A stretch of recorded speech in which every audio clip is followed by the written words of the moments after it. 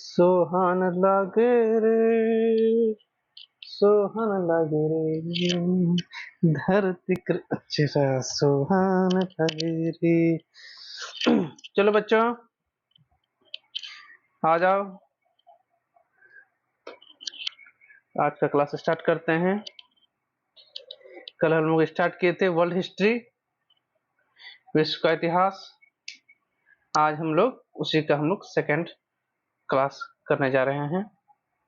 कल हम लोग वर्ल्ड हिस्ट्री के अंतर्गत कई क्लास हम लोग का क्या क्या टॉपिक हम लोग पढ़े थे, उसे थोड़ा रिवीजन कर लेते हैं।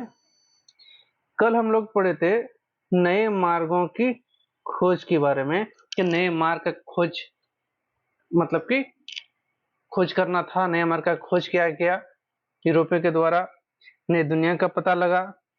और पूर्व के साथ व्यापार, पूर्व के साथ व्यापार के मतलब यूरोप का एक ध्येय बन गया था कि पूर्व के साथ व्यापार करना है, मकसद बन गया था।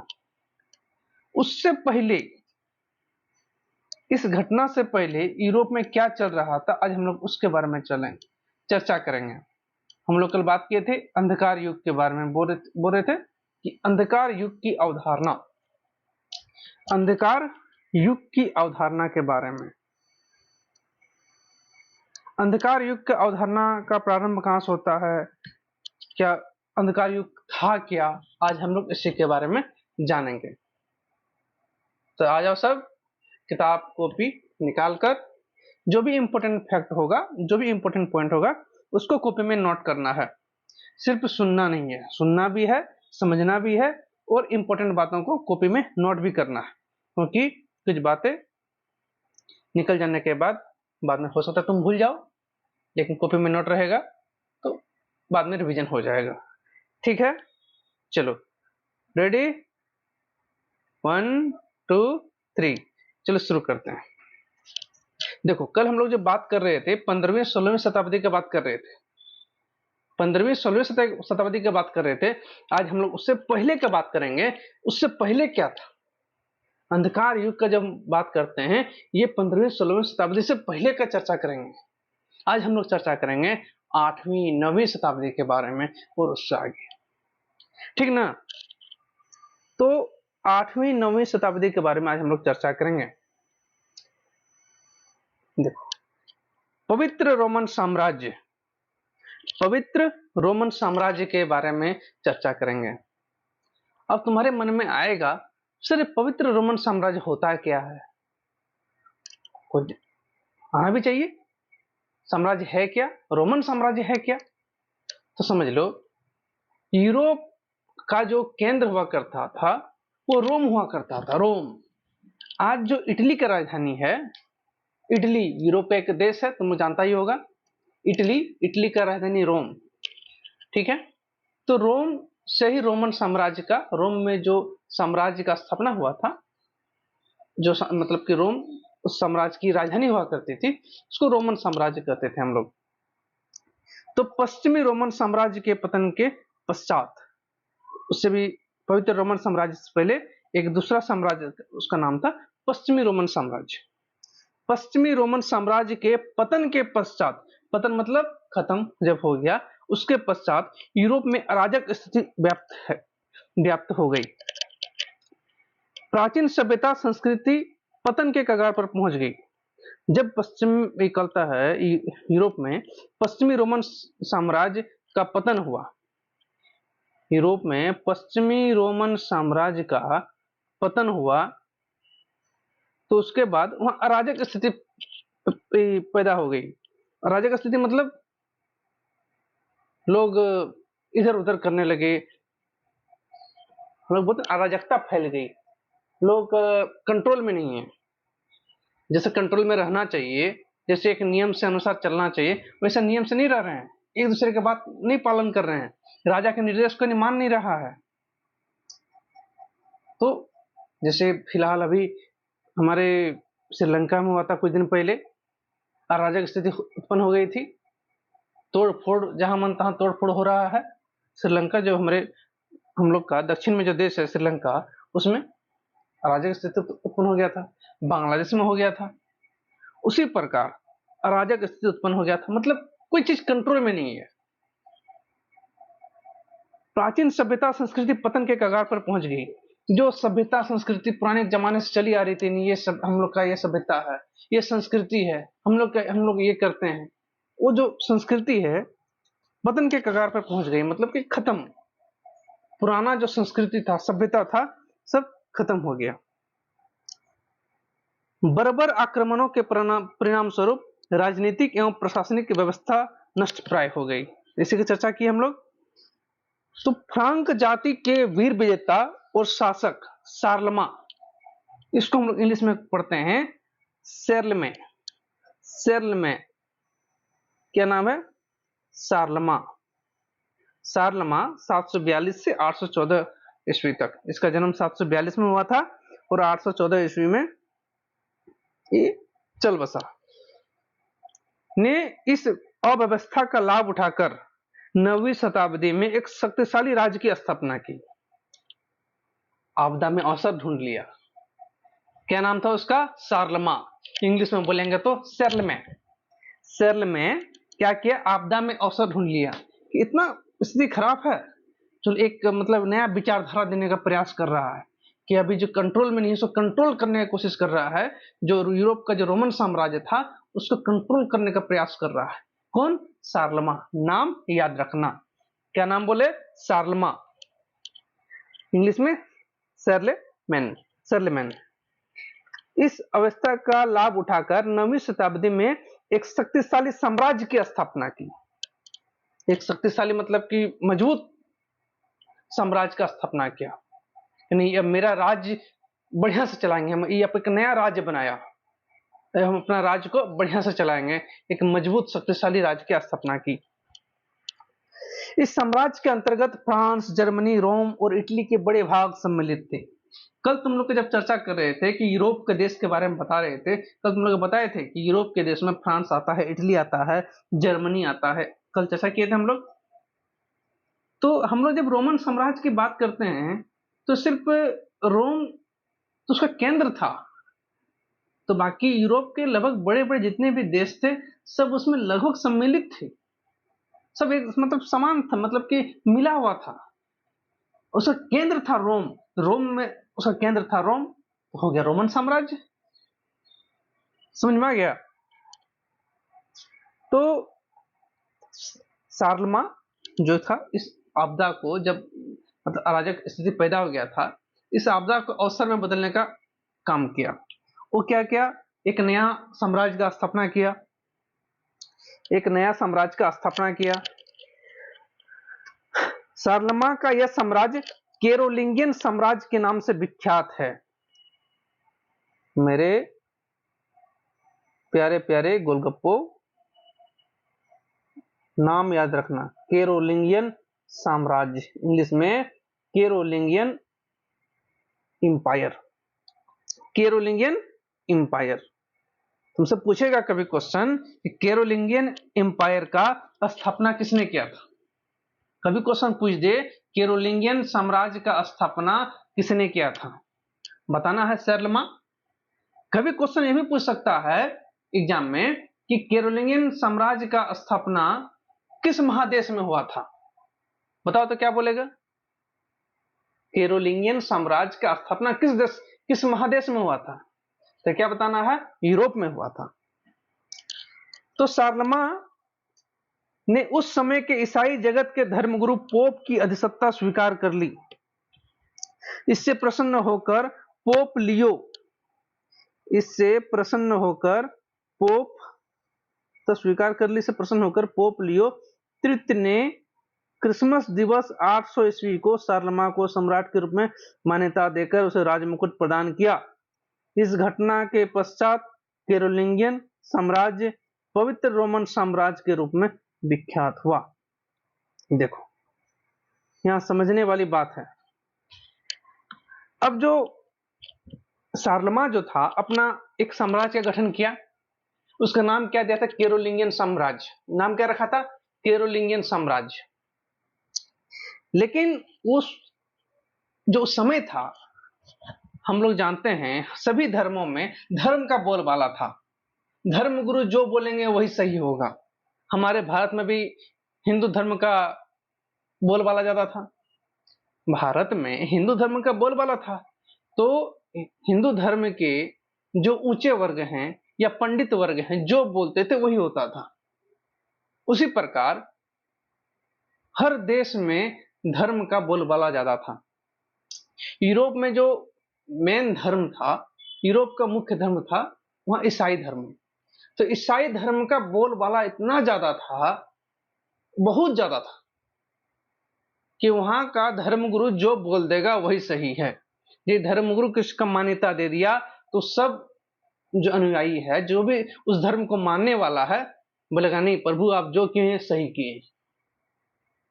तो शारलमा जो था आदमी, चालाक चतुर आदमी, बोला नहीं, हम तो साम्राज्य का स्थापना किए हैं, लोग मेरा बात मानेगा। कब मानेगा? जब हमको पोप से आशीर्वाद मिल जाएगा, पोप उसको मान्यता दे देंगे। अब तुम्हारे मन में एक सवाल उठ रहा होगा कि सर पोप क्या है? पोप क्या है? बात क्वेश्चन तुम लोग अच्छा पूछ रहा है, पोप क्या है? पोप कौन होता था सर? आज हम लोग जानते हैं पोप जो है ईसाई धर्म का धर्म गुरु को पोप कहते हैं। अब बोलेगा सर ऐसा कैसे? देखो, ईसाई धर्म गुरु जो होता है, ईसाई धर्म का जैसे मुस्लिम लोगों का अपना नमाज अदा करने के लिए जाता है, मक्का मदीना जाता है, वो लोग का मेन मुख्यालय मान के चलो मक्का मदीना है।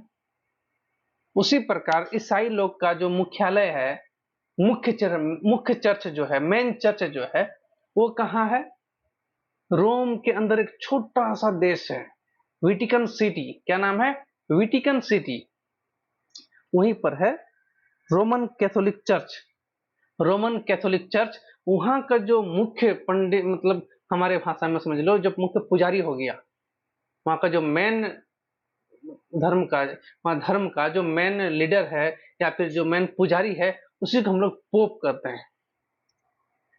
हाँ, एक नोट करो, विश्व का सबसे छोटा देश वेटिकन सिटी है।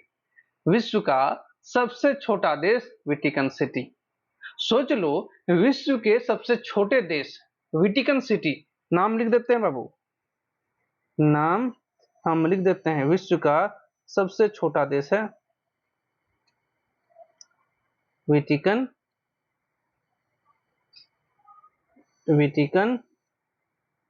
सिटी।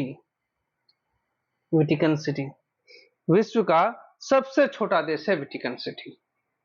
और इसी वेटिकन सिटी में ही है रोमन कैथोलिक चर्च, जिसके बारे में हम लोग आगे पढ़ेंगे, रोमन कैथोलिक चर्च के बारे में। तो उसी रोमन कैथोलिक चर्च मतलब सभी चर्च का मेन चर्च, समझ में आ गया? सभी जितना भी चर्च है, कोई उसको हैंडल करने वाला जो होता है, उसको मतलब कि कंट्रोल करने वाला होता है, वही होता है रोमन कैथोलिक चर्च है। वहीं का जो मुख्य गुरु है या फिर पुजारी कह लो, उसी को हम लोग पोप कहते हैं। तो पोप का अधिसत्ता स्वीकार कौन किया? पोप का अधिसत्ता स्वीकार किया शारलमा या शर्लेमैन। वो सोच रहे, अब ये उस समय धर्म कितना बोलबाला था। तुम लोग सुना होगा कोपरनिकस के बारे में। कोपरनिकस बोल दिया कि सूर्य स्थिर है, पृथ्वी उसके चक्कर लगाता है, तो उसको फांसी दे दिया था। फांसी मतलब सूली में चढ़ा दिया था उसको, जबकि सच था।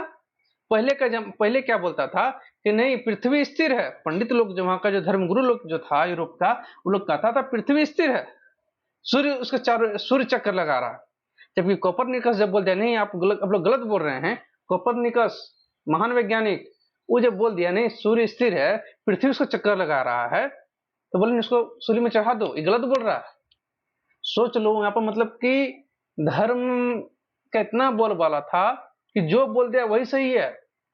इसीलिए शारलमा होशियार आदमी निकला, चालाक चतुर आदमी, बोला नहीं, बोले पोप को हम लोग अब पोप को कंट्रोल में लेते हैं। अब पोप से आशीर्वाद ले लिया कि पोप जी हम अपना एक नया साम्राज्य का स्थापना किए हैं, इसको आप आशीर्वाद दे दीजिए। अब क्या बोलता है देखो, और पोप का नाम क्या था? पोप लियो तृतीय, लियो थर्ड। अब देखो कब ले लिया, क्रिसमस दिवस 800 ईस्वी को। तुम लोग को पता है क्रिसमस दिवस के बारे में, क्रिसमस डे, हैप्पी क्रिसमस, 25 दिसंबर। तो 25 दिसंबर 800 ईस्वी को शार्लमा को सम्राट के रूप में मान्यता देकर उसे राजमुकुट प्रदान किया। इस घटना के पश्चात कैरोलिंगियन साम्राज्य पवित्र रोमन साम्राज्य के रूप में विख्यात हुआ। अब जो हम लोग कैरोलिंगियन साम्राज्य की बात कर रहे थे, अब उसका नाम क्या हो गया, पवित्र रोमन साम्राज्य। इंग्लिश में बोले तो होली रोमन इंपायर। क्या इंग्लिश में कहे तो होली रोमन इंपायर। इंग्लिश में क्या हो गया, होली रोमन इंपायर। तुमसे एक अगला क्वेश्चन तुमसे पूछेगा, पवित्र रोमन साम्राज्य का दूसरा नाम क्या है। पवित्र रोमन साम्राज्य का दूसरा नाम क्या है, तो क्या कहना है, कैरोलिंगियन साम्राज्य, जिसका स्थापना शार्लेमेन ने किया था।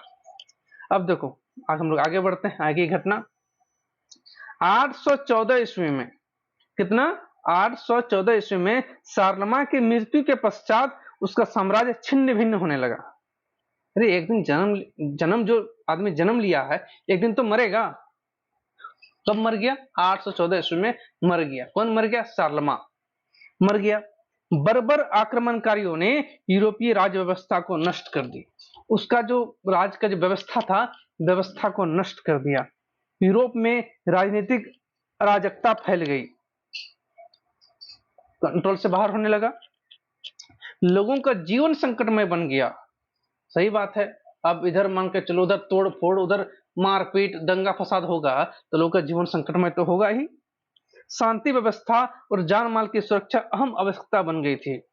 मतलब कि इतना अशांत हो गया था यूरोप कि जान माल का रक्षा करना और शांति व्यवस्था मतलब कि बनाए रखना बहुत एक बड़ा बात हो गया था कि शांत हो नहीं रहा है, इधर मर्डर हो रहा है, उधर आदमी मर रहा है, उधर दंगा फसाद हो रहा है, आदमी जल रहा है, ऐसा बन गया था। ऐसी परिस्थिति में एक नई व्यवस्था का उदय हुआ, एक नई व्यवस्था का उदय हुआ, नाम उसका क्या हुआ, सामंतवाद, फ्यूडलिज्म। क्या नाम हुआ, फ्यूडलिज्म। क्या नाम है उसका, सामंतवाद। हम लोग अभी चर्चा कर ही रहे थे, जब भी कोई चीज पतन होता है एक नया चीज स्टार्ट होने की बात करते हैं। जैसे सूर्य जब अस्त होता है तो अगले दिन उदय जरूर होता है। उसी प्रकार जब यहाँ पे एक पवित्र रोमन साम्राज्य का जब यहाँ पे पतन हो रहा है तो एक नई व्यवस्था का उदय होना निश्चित है। एक नई व्यवस्था आई जिसका नाम है सामंतवाद, जिसको इंग्लिश में कहते हैं फ्यूडलिज्म। क्या कहते हैं, फ्यूडलिज्म। ठीक है, समझ में आ गया, कोई दिक्कत कोई परेशानी तो बोलो, कोई दिक्कत नहीं ना। चलो हम लोग अब आगे पढ़ते हैं सामंतवाद के बारे में। देखो ये जो सामंतवाद है अच्छा टॉपिक है, ये चीज समझने के लिए बहुत अच्छा चीज है सामंतवाद। सामंती व्यवस्था क्या था, सामंतवाद कभी हम लोग सामंतवाद के बारे में सुने हैं। सामंतवाद, भारत में भी सामंतवाद चला था, सामंती व्यवस्था चलता था। तो ये सामंतवाद का खोज कहां हुआ था, हम लोग आज उस पर चर्चा करेंगे। सामंतवाद जिसका मतलब सामंतवाद का उदय सर्वप्रथम कहां हुआ था, यूरोप में हुआ था। कहां हुआ था, यूरोप में। तो जहां पर पवित्र रोमन साम्राज्य था वहां जिस तरह शार्लमा की मृत्यु के बाद एक नई व्यवस्था का उदय हुआ, उसी का नाम था सामंतवाद। क्या नाम था, सामंतवाद। ये जो व्यवस्था था पूरी के पूरी तरह कृषि पर आधारित था, मतलब कि कृषि पर निर्भर व्यवस्था था। सामंतवाद कृषि और भूमि पर आधारित मध्ययुगीन व्यवस्था थी। इस व्यवस्था में समस्त भूमि का मालिक राजा होता था। इसके नीचे पदानुक्रम से अनेक सामंत होते थे, जैसे ड्यूक, अर्ल, बैरन, नाइट इत्यादि। चलो हम लोग यहाँ पर समझते हैं। देखो सामंतवाद कृषि और भूमि पर आधारित मध्ययुगीन व्यवस्था थी। कृषि और भूमि पर, देखो ये जो व्यवस्था में जो सामंतवाद आया है, एक चीज समझ के रखो, उस समय पैसा कौड़ी था नहीं, था तो क्या था, कृषि था। जिसके पास भूमि ज्यादा, जिसके पास भूमि भूमि ज्यादा होगा वो बड़ा आदमी होगा, वो धनी आदमी होगा, वो धनी आदमी होगा, क्योंकि जिसके पास भूमि ज्यादा उसके पास कृषि ज्यादा, कृषि ज्यादा, जिसके पास भूमि ज्यादा उसके पास कृषि ज्यादा, और जिसके पास कृषि ज्यादा तो वही आदमी धनी व्यक्ति कहलाएगा। और धनी व्यक्ति जो बोलेगा, वही धनी व्यक्ति ही जो ज्यादा धनी होगा उस जगह में राजा वही होगा। तो सामंती व्यवस्था में यही था कि जिसके पास जो भूमि ज्यादा होता था, यानी जो भूमि का मालिक होता था वो कहलाता, भूमि का जो मालिक होता था, भूमि का मालिक, भूमि का मालिक कहलाता था राजा। राजा, भूमि का मालिक ही किंग कहलाता था। और सबसे नीचे कौन होता था, किसान होता था। उसमें सबसे नीचे कौन होता था, किसान होता था। अब यहाँ सामंती व्यवस्था में है क्या, सामंती व्यवस्था में है क्या कि राजा है सबसे उच्च वर्ग में जो वहां का शासन करेगा, और सबसे निम्न वर्ग में है किसान। और राजा और किसान के बीच जो थे उन लोग को हम लोग कहते थे सामंत। क्या कहते थे, सामंत। सब सामंत कहलाते थे। समझ में आ गया, ये जो क्या कहलाते थे, सामंत कहलाते थे। और सामंत जो थे इन लोग का नाम क्या होता था, ड्यूक या अर्ल, बेरन, नाइट। देखो यही देख लो, जैसे यहाँ राजा हो गया, राजा, उससे नीचे का जो पद हो गया अर्ल हो गया, उससे नीचे का जो पद हो गया वेरन हो गया, उससे नीचे का जो पद हो गया नाइट हो गया। तो ये पद अरे सब सामंत कहलाते थे। और सबसे नीचे और भी कोई पद था, सबसे नीचे हो गया किसान। किसान खेती करते थे, किसान का काम था भूमि पर अनाज उगाना। उसका काम क्या था, अनाज उगाना। और अनाज उगाने के बाद ये इसको टैक्स देते थे, ये उसको दिया, ये उसको दिया, तो राजा तक पहुंचता था। राजा तो पूरा भूमि का मालिक होता था राजा, उसको से बहुत भूमि है। और जो किसान जो था भूमि का छोटा छोटा टुकड़ा में खेती करता था। मान के चलो किसी के 100 एकड़ मान के चलो जमीन है, वो उस जमीन का मालिक है, 100 एकड़ का मालिक है एक आदमी है। और एक किसान को जमीन दे दिया है 1 बीघा, किसी को 2 बीघा जमीन दे दिया है, तुम खेती करेगा। जो खेती किया, खेती करने के बाद जो टैक्स हुआ वो आगे बढ़ाते गया, सरकार तक पहुंचा, राजा के पास पहुंचा। तो जमीन किसका है, राजा का। तो 100 एकड़ का मालिक कौन है, राजा है। 100 एकड़ समझाने के लिए बोल रहे हैं। और जमीन का छोटा छोटा टुकड़ा में किसान काम कर रहा है। किसान काम करने के बाद वो जो अनाज उपजाया वो अपना अगले सामंत को दे दिया, जैसे नाइट को दे दिया, वेरन को दे दिया, उसके बाद अर्ल ले गया, फिर राजा को लास्ट में जमा किया। ठीक है, तो सामंत सुरक्षित मैनर में रहते थे। मतलब जो सामंत होते हैं, जो भी सामंत थे, एक सुरक्षित मैनर, मतलब उसका जो घर होगा, उसका जो निवास स्थान होगा थोड़ा सेफ ढंग का होगा, सुरक्षित स्थान पर। उसका नाम क्या था, मैनर। उसका सेफ जो जिस जगह में रहेगा सामंत, उस जगह का नाम क्या था, मैनर। सामंत सुरक्षित मैनर में रहते थे। ठीक है, सबसे निचले पायदान पर कृषक और कमी थे। कृषक और कमी, अरे जो काम करने वाला है, हम लोग नहीं बोलते हैं कमियां, हम लोग नहीं बोलते हैं कमियां है। तो सबसे नीचे वर्ग में जो थे कृषक या कमी, तो कृषक मतलब किसान होता है, जो सबसे नीचे वर्ग जो है किसान है, या कम्मी जो काम करने वाला है, कम्मी कम्मी अर्धदास के समान होते थे। इन सब के अधिकार और कर्तव्य निर्दिष्ट से, सबको मतलब कि अपना अपना काम का पता है, क्या काम है मेरा, क्या अधिकार है, सबको अपना पता है। कृषि के अतिरिक्त राजनीतिक व्यवस्था में भी यही पद्धति अपनाई गई। मतलब एक मालिक होगा, उसके नीचे उसको और भी पदाधिकारी होंगे, नीचे जनता होगी। ठीक है।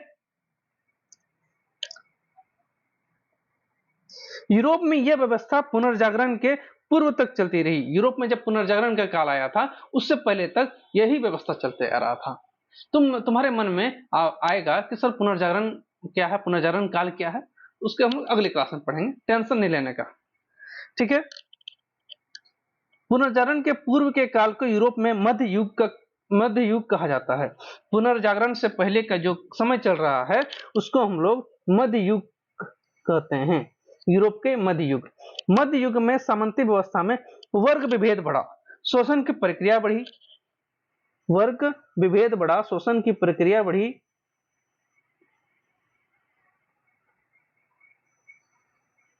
आर्थिक अवनति हुई, व्यापार वाणिज्य का ह्रास हुआ और राजशक्ति, केंद्र शक्ति कमजोर पड़ गई। देखो यहाँ बहुत समझने वाली बात है। सामंतवाद का जो है, एक दिन सामंतवाद खत्म क्यों हुआ, इसमें एक बात बहुत महत्वपूर्ण है कि सामंतवाद का खत्म होने का क्या रीजन रहा है। सामंतवाद में वर्ग विभेद बढ़ा। वर्ग विभेद मतलब कि कौन गरीब को, जिसके पास जो ज्यादा है, ज्यादा पैसा है, अपने आप को एक अलग वर्ग का मानता था। जिसके पास पैसा कम है, जो कम है, गरीब है, वो अलग वर्ग का मानता था। मतलब अमीर गरीब का सीन ज्यादा हो गया था। अमीर गरीब का सीन ज्यादा हो गया था। अमीर गरीब में वर्ग विभेद हो गया था। ये हम अमीर वर्ग हैं, हम गरीब वर्ग हैं। शोषण की प्रक्रिया बढ़ी, मतलब कि जो अमीर थे गरीबों का शोषण करते थे। आर्थिक अवनति हुई। इस तरह से एक मन में जब आया कि नहीं, हमको अवहेलना हो रहा है, तो कोई भी काम बढ़िया से करेगा नहीं। जो काम बढ़िया से करेगा नहीं, तो कृषि में अच्छा से उपज आएगा नहीं। उपज आएगा नहीं तो आर्थिक अवनति, अवनति मतलब ह्रास की ओर। उन्नति, उन्नति का उल्टा होता है उन्नति। उन्नति नहीं करके अब जो सामंतवाद है, वहां का जो आर्थिक जो आर्थिक मतलब क्या, पैसा, आर्थिक स्थिति अब कमजोर पड़ने लगी, ह्रास की ओर जाने लगी। व्यापार वाणिज्य का ह्रास हुआ। सामंतवाद का में सामंतवाद में एक बहुत बुरी चीज था कि सामंतवाद में व्यापार जो है सीमित था। व्यापार जो सीमित था, मतलब कि एक देश से दूसरे देश में व्यापार का प्रचलन नहीं था। जो करेंगे अपने देश के अंदर ही करेंगे। आज जैसे आज के टाइम में उत्तर कोरिया वाला हाल था। उत्तर कोरिया क्या है, वो बंद अर्थव्यवस्था है कि हम लोग अपने किसी भी दूसरे देश से व्यापार नहीं करेंगे, अपना देश का व्यापार हम लोग अपने देश में ही करेंगे। तो बंद अर्थव्यवस्था भी सामंतवाद को खत्म करने में अपना बड़ा योगदान दिया है। अब दूसरे देश से व्यापार नहीं कीजिएगा, आप नया नया टेक्नोलॉजी को नहीं जानिएगा, नया चीज को नहीं जानिएगा, दूसरे देश का सामान अपने देश में नहीं लाइएगा, अपना देश का सामान दूसरे देश में नहीं बेचिएगा, तो आपका आर्थिक उन्नति कैसे होगा। आप तो उन्नति की ओर जा रहे हैं। केंद्र शक्ति भी कमजोर पड़ गई। जहां पैसा खत्म होने लगा, तो जो भी है कमजोर होगा ही। बाप बड़ा ना भैया, सबसे बड़ा रुपया, हम लोग तो जानबे करते हैं।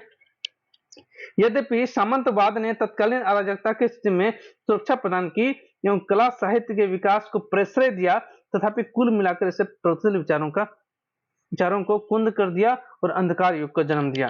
देखो सामंतवाद में तो अराजकता तो फैला ही, लेकिन इस समय जो हुआ, कला और साहित्य में थोड़ा विकास हुआ। कला और साहित्य, कला मतलब क्या हो गया, चित्रकला हो गया, नृत्य कला हो गया, मूर्ति कला हो गया, स्थापत्य कला हो गया। चित्रकला मतलब चित्र का मैंने बढ़ावा दिया, स्थापत्य मतलब भवन निर्माण के लिए बढ़ावा दिया गया, मूर्ति बनाने के लिए जो कला में वस्तु भी टैलेंट है, कला है, उसको बढ़ावा दिया गया। साहित्य मतलब साहित्य को बढ़ावा दिया गया। साहित्य मतलब होता ना, कहानी, उपन्यास, कविता, इस सब को तो बढ़ावा दिया गया था। लेकिन जो नेगेटिव जो बात था, शोषण प्रक्रिया बढ़ा, वर्ग विभेद बढ़ा, आर्थिक अवनति हुई, इसके कारण जो उसका जो विचारधारा, जो मतलब बढ़िया सोच वाला जो विचार था, प्रगतिशील विचार था, उसको दबा दिया गया, कुंद कर दिया गया। इसलिए कहते हैं जो सामंतवाद था वो एक अंधकार युग को जन्म दिया।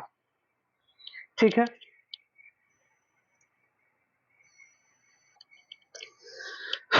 चलो आज की कथा को ही समाप्त करते हैं। आज का जो टॉपिक था समझने में थोड़ा मतलब थोड़ा लेंदी टॉपिक था, थोड़ा इम्पोर्टेंट टॉपिक था। ये सब टॉपिक हमेशा तुमको समझ में मतलब हमेशा काम आएगा। इसको समझना, अच्छे से तरीके से समझना बहुत जरूरी था। इसको आज हम लोग समझ लिए। कल हम लोग समझेंगे रोमन कैथोलिक चर्च के बारे में और ईसाई धर्म का विकास कैसे हुआ, ईसाई धर्म आया कहाँ से। कल हम लोग इसके बारे में चर्चा करेंगे। ठीक है, कहीं समझ में नहीं आया तो कमेंट करना, किस जगह समझ में नहीं आया उसको हम लोग अगले दिन डील करेंगे, किस जगह समझ में नहीं आया। उम्मीद है कि सबको समझ में आ गया होगा। और हाँ, मैंने बात एक, यदि किसी को स्पीड कम लग रहा है तो थोड़ा स्पीड बढ़ाकर देखना है कि नहीं, क्योंकि सभी बच्चे के लिए तो सब बच्चे एक समान नहीं है, कोई कम समझता है, कोई ज्यादा समझता है। थोड़ा स्पीड करके भी देख सकते हैं यदि स्पीड का कोई इशू है तो। और यदि कोई ज्यादा परेशानी है तो कमेंट कीजिएगा, स्पीड बढ़ाया जाएगा। ठीक है, फिर कल हम लोग मिलते हैं रोमन कैथोलिक चर्च ईसाई धर्म के उत्थान के बारे में और पुनर्जागरण के बारे में पढ़ेंगे कि यूरोप में पुनर्जागरण का काल कैसे हुआ था। ठीक है, तब तक के लिए जय हिंद, टाटा बाय बाय, मन लगा के पढ़ना है। ठीक, बाय।